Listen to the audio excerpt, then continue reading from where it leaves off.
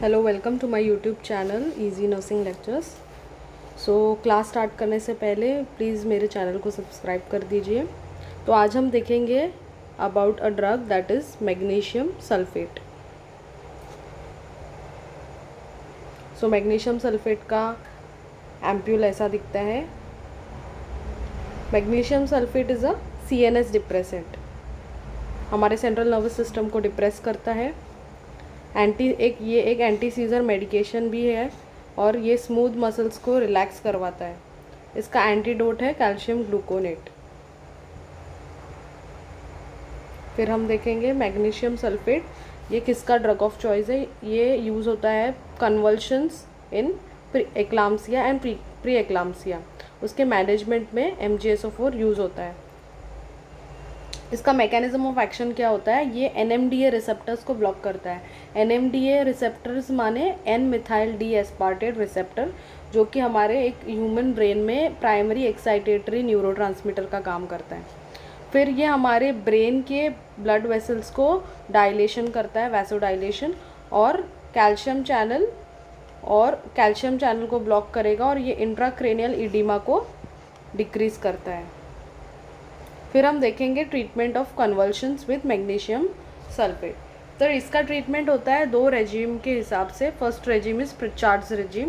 प्रिचार्ड्स regimen में एक लोडिक dose होता है MgSO4 का, जो कि 4 ग्राम्स होता है। 4 ग्राम्स पहले तो हमें 4 ग्राम्स लेना है 20% मैग्नीशियम सल्फेट का, और उसको हमें पेशेंट को देना है स्लो IV में। इसके बाद हमें 10 ग्राम्स ऑफ 50% मैग्नीशियम सल्फेट लेना है और 5 ग्राम्स इन ईच बटक देना है। टोटल हमारा डोज हो जाएगा 10 + 4 = 14, ये 14 ग्राम्स हो गया। फिर हम देंगे मेंटेनेंस डोज। मेंटेनेंस डोज हमें एवरी 4 आवर्स के बाद देना है।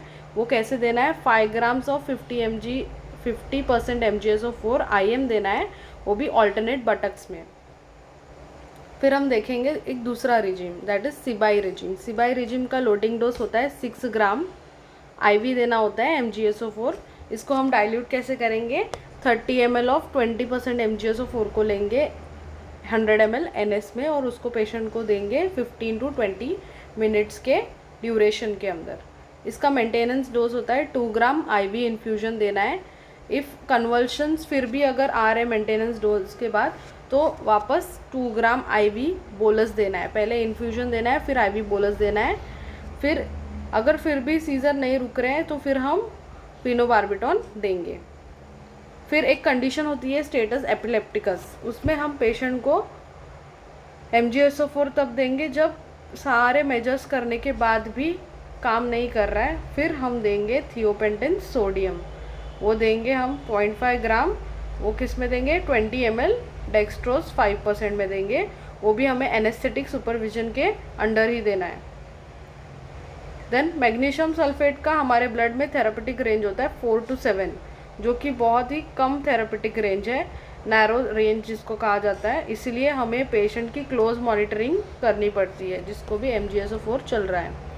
तो monitoring MgSO4 toxicity is done before giving each maintenance dose. तो हम जब भी मेंटेनेंस डोज देंगे, जैसे कि 5 ग्राम इन ईच ऑल्टरनेट बटक्स, तभी हमें पेशेंट की क्लोज मॉनिटरिंग करनी है। उसमें हमें क्या क्या पॉइंट्स याद रखने हैं, पेशेंट का यूरिन आउटपुट पर आवरली 30 ml होना चाहिए एटलीस्ट।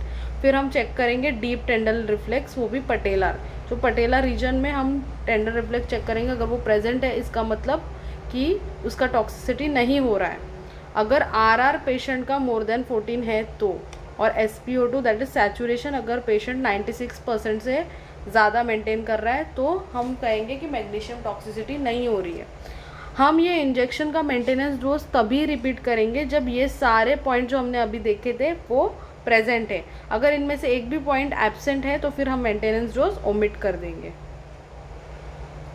नेक्स्ट हम देखते हैं कि एब्सोल्यूट कॉन्ट्राइंडिकेशन क्या है मैग्नीशियम सल्फेट का, मतलब कि कौन सी कंडीशन में मैग्नीशियम सल्फेट नहीं दिया जाता है। तो मायस्थेनिया ग्रेविस, जिसमें सारे मसल्स काम करना बंद कर देते हैं, तो इस केस में हम मैग्नीशियम सल्फेट नहीं देंगे, क्योंकि मैग्नीशियम सल्फेट ही एक स्मूथ मसल रिलैक्सेंट है। देन अगर रीनल फंक्शन पेशेंट का बराबर नहीं है तो फिर हम मैग्नीशियम सल्फेट नहीं देंगे। तो हमें मैग्नीशियम सल्फेट देने से पहले कुछ इंपॉर्टेंट पॉइंट्स याद रखने होते हैं।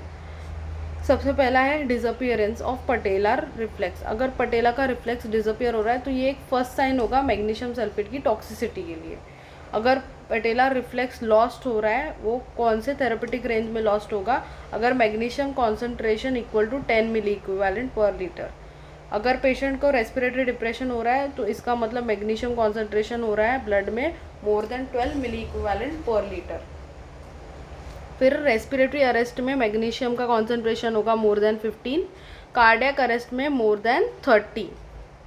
Then best marker of magnesium toxicity क्या होता है, पेशेंट का सैचुरेशन चेक करना है। अगर सैचुरेशन ड्रॉप हो रहा है ग्रेजुअली, इसका मतलब कि रेस्पिरेटरी डिप्रेशन हो रहा है। एक्शन ऑफ मैग्नीशियम सल्फेट में be potentiated with calcium channel blockers. तो अगर कोई पेशेंट कैल्शियम चैनल ब्लॉकर्स ले रहा है तो उसकी वजह से उसमें हम मैग्नीशियम सल्फेट को एकदम ध्यान से देना है या फिर कॉन्ट्रा इंडिकेट करना है, क्योंकि उससे उसका एक्शन डबल हो सकता है। इसलिए अगर कोई पेशेंट निफेडिपिन दे रहा है जो कि एक कैल्शियम चैनल ब्लॉकर का एग्जाम्पल है, तो उसमें ये ड्रग कॉशियसली देना है। It should be used with caution with general anaesthetics. General anaesthetic के साथ भी मैग्नीशियम सल्फेट कॉशियसली यूज़ करना है।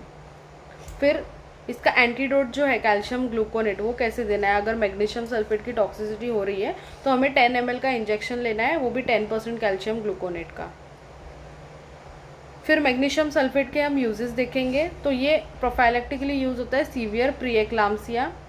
फिर एक सिंड्रोम होता है जिसको हम हेल्प करके बोलते हैं, वो हम आगे की क्लास में देखेंगे। तो सीवियर हेल्प सिंड्रोम में यूज़ होता है, सीवियर इम्पेंडिंग एक्लाम्सिया में यूज़ होता है, और थेरेपेटिकली इन एक्लाम्सिया।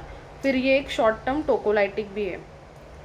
तो आई होप आपको मैग्नीशियम सल्फेट के बारे में एक शॉर्ट में बहुत अच्छी जानकारी मिल गई है। Please subscribe to my channel. Thank you.